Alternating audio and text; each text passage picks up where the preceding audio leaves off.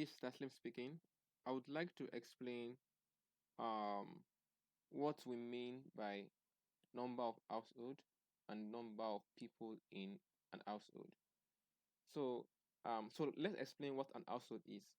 So according to the EAD manual, an household is a group of people who identify someone as their head, or who share the same catering service together. That means they eat together. So on a normal base, there's a high tendency that you will eat separately if you don't have a common head.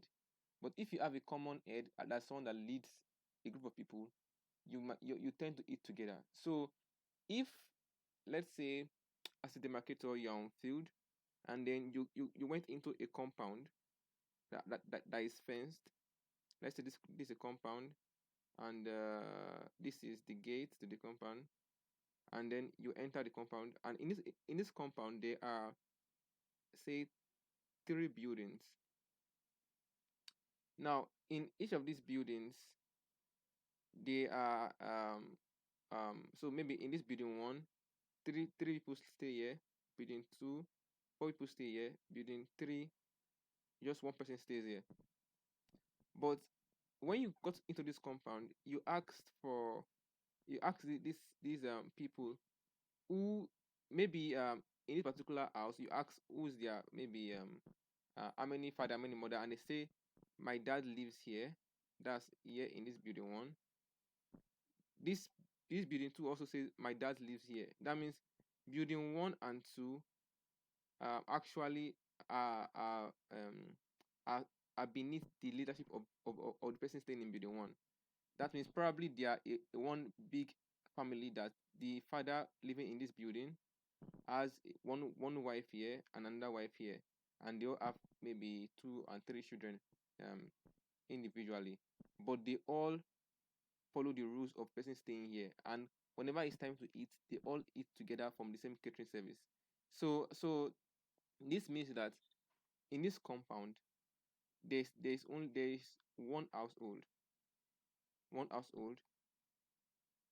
and if you have to count how many people are in this household, it would be 3 plus 4 plus 1 equals to 8 people, 8 people living in this household.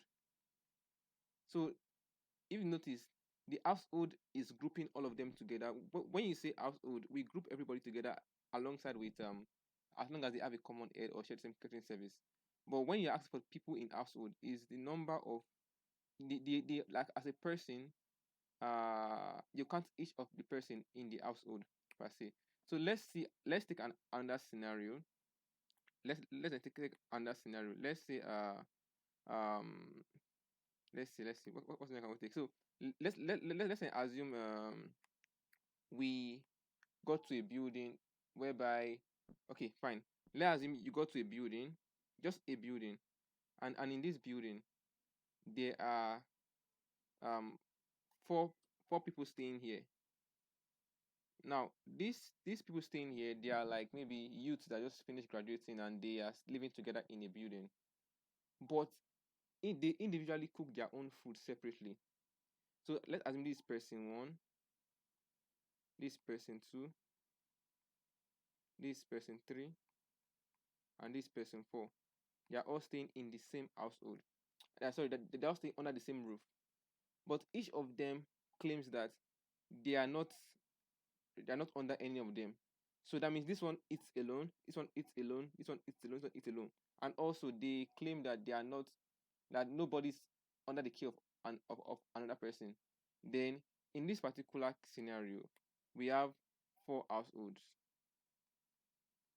and each household has one person.